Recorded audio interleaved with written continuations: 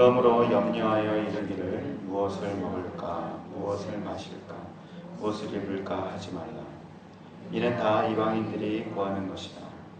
너희 하늘 아버지께서 이 모든 것이 너희에게 있어야 할 줄을 아시느니라. 너희는 먼저 그의 나라와 그의 의를 구하라. 그리하면 이 모든 것을 너희에게 더하시리라. 그러므로 내일 일을 위하여 염려하지 말라. 내일 일은 내일이 염려할 것이요 한날의 괴로움은 그 날로 족하니라. 오늘 이 말씀에서 나오는 한날의 괴로움이라는 말은요, 악한 세상에서 살면서 겪는 고통을 말합니다. 온 세상이 악으로 가득 차 있으니까요, 그 사회에서 사는 것 자체만으로도 상당히 고통스러운 일이 되죠. 평범한 사람들은 먹고 사는 일을 항상 걱정하게 됩니다. 예수님 시대의 평민들은 하루 한 끼 배부르게 먹으면 오늘 잘 살았다, 다행이다, 행복하다 이렇게 느끼던 때였어요. 조선시대만 하더라도 왕이 2끼 먹었거든요. 3끼 먹은 때가 이제 100년이 되지 않아요.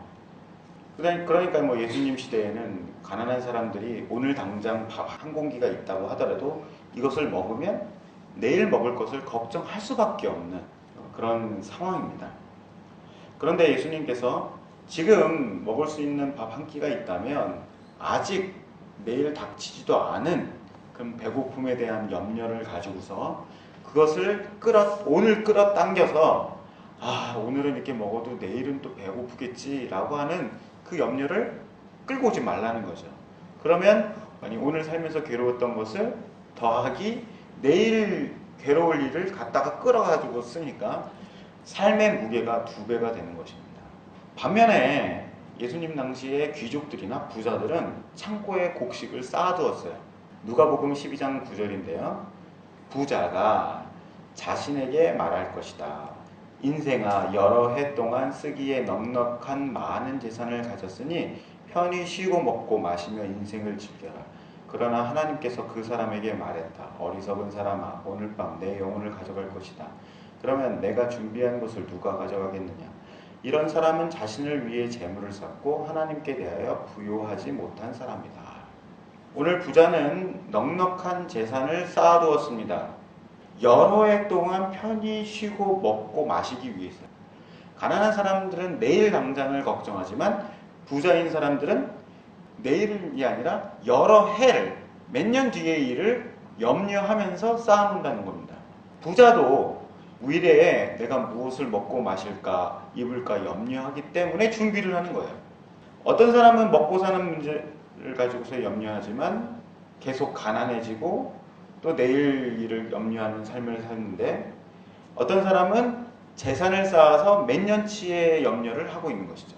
우리가 보기에는 부자가 더 괜찮아 보이죠. 그런데 하나님 앞에서는 가난한 사람이나 부자나 둘 다 좋은 평가를 얻지 못합니다. 가난한 자는 다른 신을 섬기는 이방인들처럼 하나님을 섬긴다는 거예요. 하나님 앞에 오늘 먹고 마실 것, 내일의 염려, 이런 것들 때문에 하나님을 찾고 하나님께 기도한다는 거죠. 그런데 그것은 다른 신들에게 기도하는 이방인들도 그렇게 한다는 것입니다. 부자는 어리석게도 영혼을 잃어버립니다. 하나님께서 부자에게 너는 어리석은 사람이다 라고 평가를 하시죠.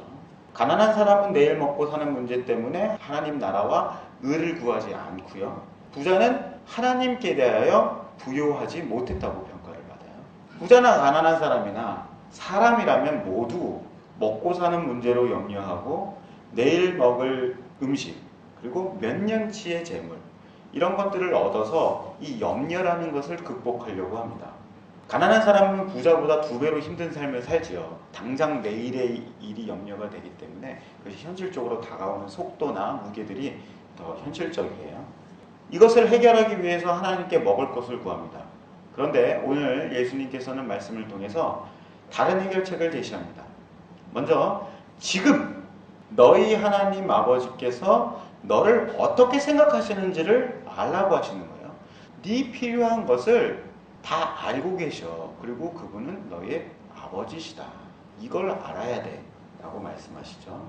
그리고 지금 하나님 나라와 의를 구하라 라고 말씀을 하십니다. 하나님 나라의 통치와 질서에 따르는 삶, 하나님께서 요구하시는 올바른 일을 행하는 것. 이것이 내일의 염려를 이기는 방법인 것이에요. 부자들은 재물을 쌓아놓고 마음의 짐을 덜지요. 이것이 부자들의 염려를 해결하는 방법입니다. 그러나 하나님께서는 지금 네가 가지고 있는 재물을 갖고서 하나님께 부요하라 라고 말씀을 하십니다. 잠언 19장 17절을 보면 가난한 자에게 베푸는 일은 여호와께 빌려드리는 것이니 그분이 후하게 보상하신다. 율법을 보면 11조나 안식년처럼 가난한 자들과 재물을 나누라 라고 하는 계명이 많이 있습니다. 지금 네가 가지고 있는 재물을 가지고서 말씀에 따라 정의를 행하면 하나님 앞에 부요하게 되는 것이죠. 지금 가진 것으로 하나님의 공의를 행하는 것이 미래의 염려를 해결하는 올바른 방법이다 라고 말씀하시는 것입니다. 아직 닥치지도 않은 걱정 때문에 지금 내 손에 있는 기회를 놓쳐버리는 것이죠. 지금 무엇을 해야 됩니까? 지금 하나님 나라와 의를 구해야 되는 것이고요. 지금 하나님의 정의를 실현하면서 하나님 앞에 부유해야 되는 것이죠. 그런데 먹고 마시는 염려에 사로잡혀서 그것 자체를 해결하려고 하면 내일의 일을 어떻게 이 염려를 해결할까? 몇 년 뒤의 일을 이 재물로 어떻게 쌓아놓을까? 어떤 식으로 하든 올바른 것을 행하지 않았기 때문에 실패하는 것이라는 거죠. 요한일서 4장 18절을 보면요. 사랑이 있는 곳에는 두려움이 없습니다. 왜냐하면 완전한 사랑이 두려움을 내어줬기 때문입니다. 사람을 두렵게 만드는 것은 벌을 받을지도 모른다는 마음 때문입니다. 그러므로 두려움을 갖고 있는 사람은 사랑을 완성하지 못한 사람입니다. 오늘 우리는 이 말씀을 통해서 하나님께서 우리를 어떻게 인도하시는지 그 방법을 알 수 있습니다. 하나님은 우리를 겁을 줘서 끌고 가시거나 두려움 때문에 하나님을 억지로 따르도록 하지 않으십니다. 만약 우리가 두려움이나 미래에 대한 염려나 그리고 내가 잘못될지도 몰라 라고 하는 걱정에 따라서 행동하거나 무엇을 결정하면 그것은 하나님의 인도가 아니라고 생각이 됩니다. 일단 멈춰야 되는 것이죠. 그것은 내가 이미 하나님 사랑 밖에 있다는 뜻이에요. 사랑은 두려움을 내어준다 그랬는데 나는 두려움 때문에 어떤 일을 하려고 그러는 것이죠. 내가 이대로 있으면 내 미래가 어두울지도 모르겠는데 그러지 않기 위해서 그렇게 될까봐 무서워서 어떤 일을 계획하고 진행한다면 그것은 하나님 밖에서 일을 하는 것입니다. 염려와 두려움에 사로잡혀서 문제 해결을 강구하는 것은 이방인의 기도인 것입니다. 이게 해결 안 되면 내가 죽을지도 몰라, 망할지도 몰라 라고 하는 두려움에 사로잡혀서 하나님 그러니까 이 문제를 해결해 주세요. 하나님 그러니까 이것을 주세요. 저것을 주세요. 라고 이야기하는 것은 이방인들이 하는 기도라는 거죠. 하나님은 두려움으로 우리를 끌고 가지 않으시고 하나님을 사랑하는 마음으로 행동하고 결정하도록 하십니다. 하나님을 사랑하는 마음으로 행동하고 결정하는 것이 어떤 것입니까? 하나님의 뜻이 이것이고 하나님의 공의, 하나님의 의가 이것이구나. 그렇기 때문에 나는 올바른 길을 선택해서 가겠다 라고 하는 기도가 되어야 되는 것이죠. 우리가 흔히 자녀들을 교육하거나 아니면 우리 인생을 계획할 때에 너 그렇게 안 하면 망해. 너 잘못될지도 몰라. 저런 사람들 보이지? 저렇게 된다. 라고 두려움을 줘 자녀들의 인생을 끌고 가려고 하죠.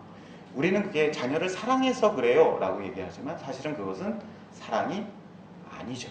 우리도 마찬가지로 우리 자신을 계획하고 또 우리의 염려, 우리가 가지고 있는 어떤 문제를 해결할 때에 이 두려움에 이끌려서 가는 것이 아니라 하나님께서 원하시는 것이 무엇인지를 분명히 알고 그것을 구하고 찾아서 이 길로 가야 되는 것이구나 라고서 올바른 길을 선택해 가야 되는 것이죠.